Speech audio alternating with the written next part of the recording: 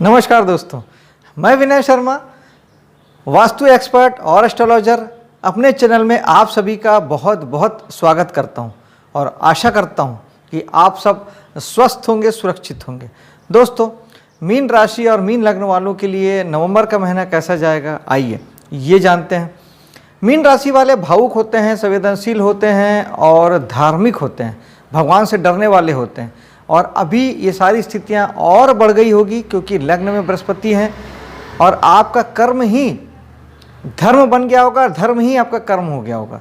यानी इस समय में बहुत हद तक पॉसिबल है कि आप बहुत ज़्यादा पूजा पाठ आदि में रम गए होंगे या धर्म कर्म में आस्था आपकी बढ़ गई होगी और कहीं ना कहीं पूजा पाठ को ही आपने अपने जीवन का मूल मंत्र बना लिया होगा, क्योंकि बृहस्पति आपको धर्म से जोड़ते हैं, स्वग्रही बृहस्पति हैं, शुभ है, जीवन शुभता से आगे बढ़ेगा। धन भाव की बात करें तो धन भाव में बैठे हुए हैं राहु। दोस्तों, राहु जिद देते हैं, वहाँ तक तो ठीक है, वो पैसा कमाने के लिए पैसे की चाहत में आपको जिद देंगे, लेकिन अगर वो आपकी मेहनत से हो और आपके कर्मठता से हो तब तो ठीक है।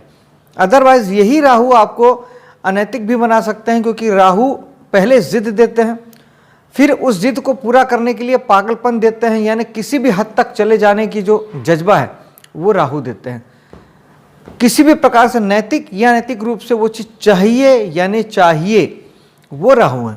तो धन के लिए अभी यही स्थितियाँ आपके साथ बनी हुई होगी कि धन तो आपको चाहिए और उसके लिए आप अपने विशेष तौर पे परिवार और कुटुंब वालों से भी अपने रिश्ते आप खराब कर लेंगे या कर चुके होंगे या कर रहे होंगे। इस बात का ध्यान रखिएगा।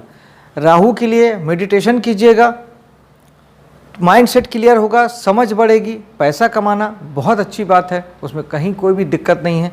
पैसे तो जीवन की मूलभूत आवश्यकता है, लेकिन नैतिक रूप से पैसा है तो वो ज़्यादा अच्छा है। तीसरे भाव की बात करते हैं और चौथे भाव की। तो चौथे भाव में मंगल जो हैं वो 12 तारीख तक रहेंगे, यानी आपके वाहन मकान आदि के लिए आपको प्रेरणा से भरेंगे, एक्शन देंगे, रोमांच देंगे और आप कर्मठता से इस दिशा में कुछ काम करेंगे, कुछ एक्शन लेंगे। परिवार के सुख के लिए भी आप कुछ एक्टिविटी आप कुछ कर सकते हैं। कुल मिला के मंगल आपके घरेलू एटमॉस्फेयर में आपको ऊर्जा से भर देंगे।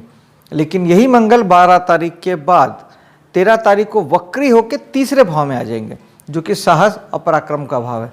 मंगल एक्शन के कारक हैं, साहस पराक्रम के कारक है, भाव भी एक्शन और साहस पराक्रम का है, दुगना बढ़ जाएगा। 13 तारीख के बाद आप बहुत ज़बरदस्त रूप से आप एक्शन में आ जाएंगे।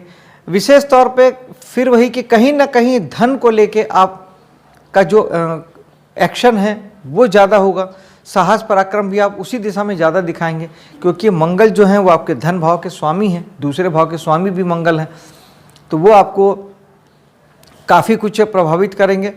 और एक मैं आपको लाइफ टाइम टिप देता हूं दोस्तों कि मीन लग्न या मीन राशि वालों को, चूँकि दूसरे भाव के स्वामी मंगल हैं, तो आपको हमेशा मंगल को आपको बलवान रखना चाहिए और अपने अंदर भी इस मंगल को जीवित रखना चाहिए। मंगल एक्शन के कारक ग्रह हैं, कर्मठता के कारक ग्रह हैं और साहस से भरपूर हैं। आप अगर हमेशा एक्शन में रहते हैं, काम करते रहते हैं, तब उस स्थिति में तो आपको पैसे की कभी कमी नहीं आएगी। लेकिन चूंकि आपका लग्न मीन लग्न है या राशि मीन राशि है, तो बृहस्पति वृद्ध ग्रह कहलाते हैं। बृहस्पति या शनि बड़े ग्रह हैं, सूर्य का चक्कर काफ़ी देर में लगाते हैं, इसलिए हमको वृद्ध ग्रह की संज्ञा देते हैं। तो बृहस्पति और शनि ये काफ़ी हद तक आलसी बनाते हैं, आदमी को आलस देते हैं, शरीर में भारीपन देते हैं। तो ये विरोधाभास आपके साथ है।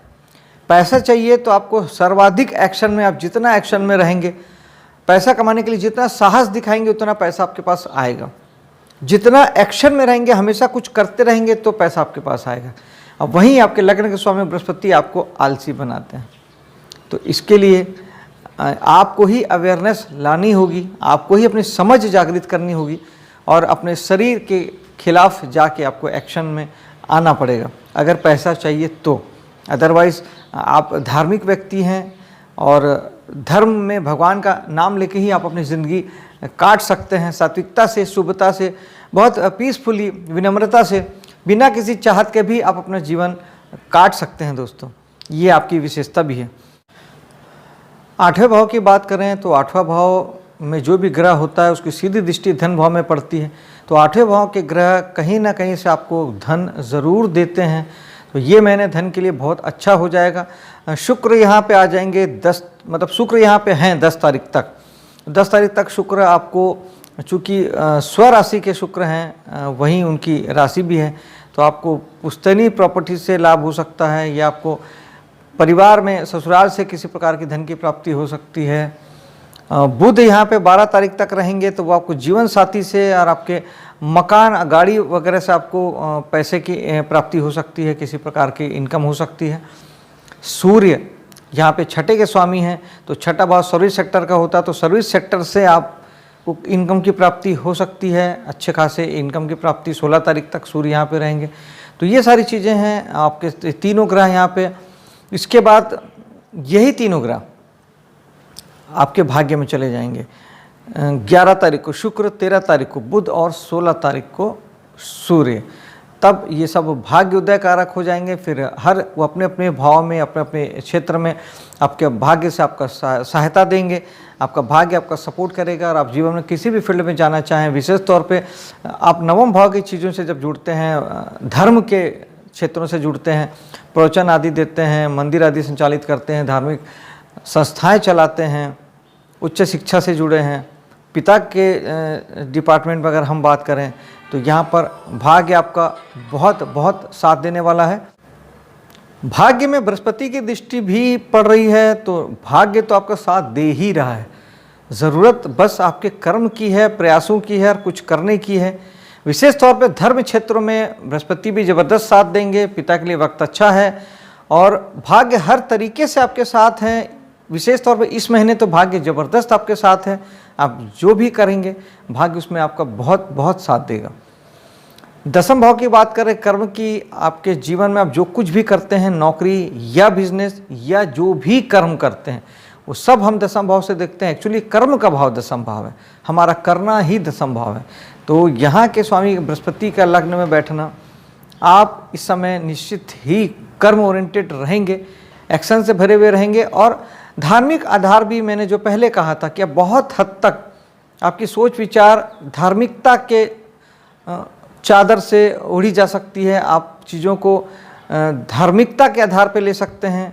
धर्म से जुड़ना ही आप इस समय में अपने विकल्प चुन सकते हैं।